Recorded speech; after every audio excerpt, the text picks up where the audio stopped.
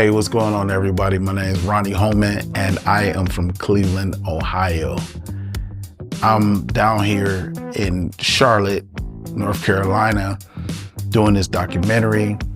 I am happy about your city. I love your city, but I actually thought it was gonna be a lot warmer down here now. I know it's wintertime, but it's still the South. It's not as cold as we have back home in Cleveland, but I found out it's just as cold down here as it is up in Cleveland. So, but nonetheless, I still love the city. I still like Charlotte.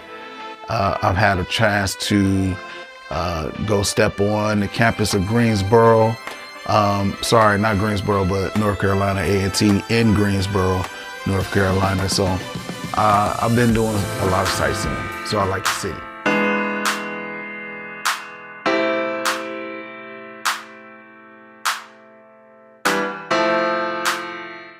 When I look back where I was born and raised, one of the first memories that comes to mind for me is the sense of community. We had a sense of community back then. And what I mean by that is that let me back up. I'm not saying that there was no crime or no bad things that happened or anything like that, any violence or anything, but there was still a sense of community. It's kind of like if you look at a family, you know, a family that's beefing with each other, arguing with each other. Those family members can beef and argue with each other, but somebody from the outside can't come in and start to argue with one of those family members because they will both, you know, or family, whoever would get on you. So it's kind of like the same thing, and that's kind of like what it was when I say a sense of community. We had a close-knit community. We had mom and pop stores. There was one on the south side, one on the east side, no, south side and north side. But it wasn't just a store. You actually knew not only the owner, but you knew their families too. That's how close of a community we had. So that's one of the things that I remember, even though I grew up in a tough neighborhood, a tough area where they would call they called actually the heartbeat of the ghetto, of the hood. That's where I grew up at. And even though it was bad like that, there was still, I remember just the togetherness of everybody.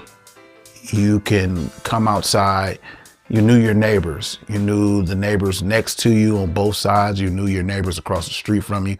In fact, you knew the entire street. For it to be a side street, you knew everybody on that street. You knew their families, their kids, their relatives, all that. So those are the type of things that I remember. You know, obviously it's gone now. I haven't seen that type of community since I was younger. You know, so that's probably one of my best memories.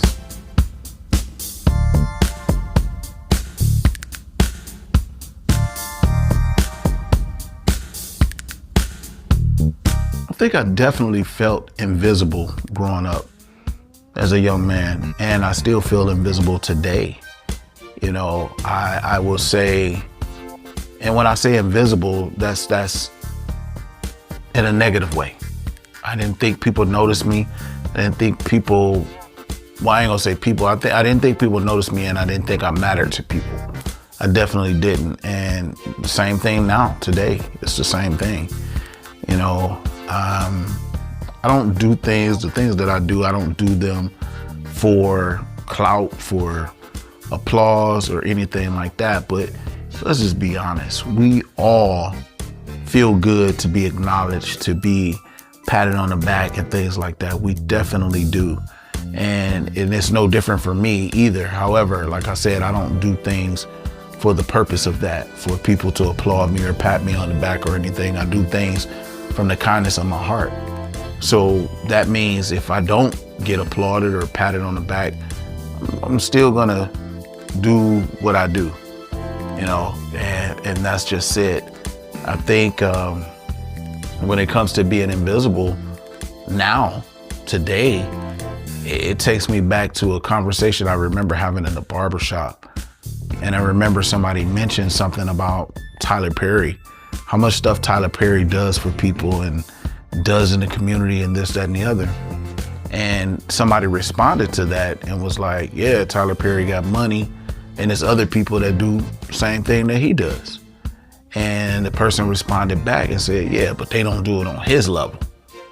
So I thought, before I chimed in, I thought about my response to that. And one of my responses was, you know, so what is not on the same level as Tyler Perry? That doesn't mean that it's not impactful and it's not important. You know, I would say, like, when it comes to me, I can use me as an example. I don't have Tyler Perry money, but I think I do a lot of the same things that he does. And I can't speak for the people that he has done things for, but I can honestly say, from what I've seen and the people that I've spoken to, with the people I've done stuff for, it's impactful. You know, it's impactful. And, you know, the fact that I don't have Tyler Perry money or the resources that he has, I was able to utilize the little bit that I had to make much about.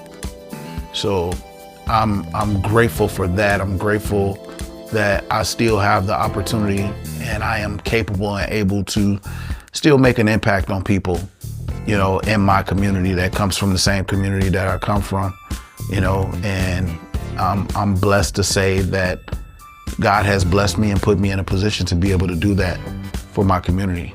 However, that goes back to being invisible. Still feel invisible.